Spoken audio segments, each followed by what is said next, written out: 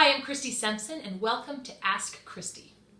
You've caught me at a very special time in the Simpson household. My afternoon latte. Delightful. 2 shots of espresso and a little bit of honey on top. I invite you to go get your own coffee and join me.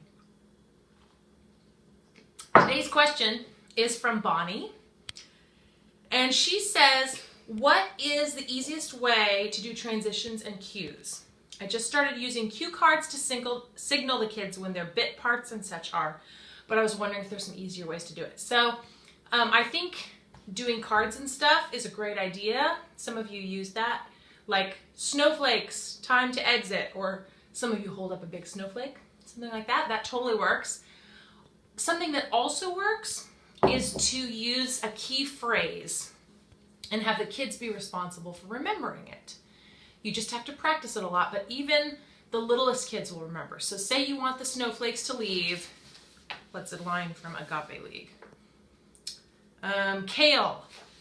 Say the line is, pick something memorable that's kind of funny or strange or something. So the line is lamb's wool. Ooh, what's a kale? Right? Funny little line. I hope you all appreciate my interest in kale. In California, we eat it all over the place, but it's kind of gross tasting, so I joked about kale. But if that line, ooh, what's a kale? So you practice it with your kids and you say snowflakes. When you hear, ooh, what's a kale? You're going to turn around and sit down. And then you practice it all day. So you do things, da-da-da-da-da, let's go have a snack in a minute. Ooh, what's a kale? And it becomes a game.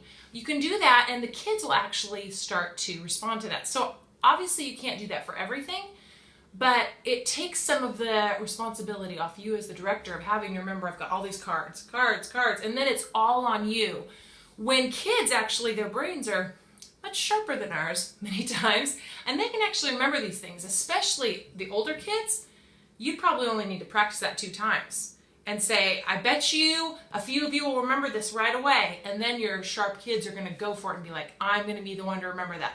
When I hear kale, what's a kale? I'm going to change the scene or exit or whatever. So that just takes a little bit of planning, but I would suggest combining that with cue cards. Just picking out a few strategic lines and then really stamping it into the kids' brains and giving them ownership. So I hope that helps. Remember to keep posting your questions at Christy Simpson's Epic Kids Choir Forum on Facebook, and I'll see you next week.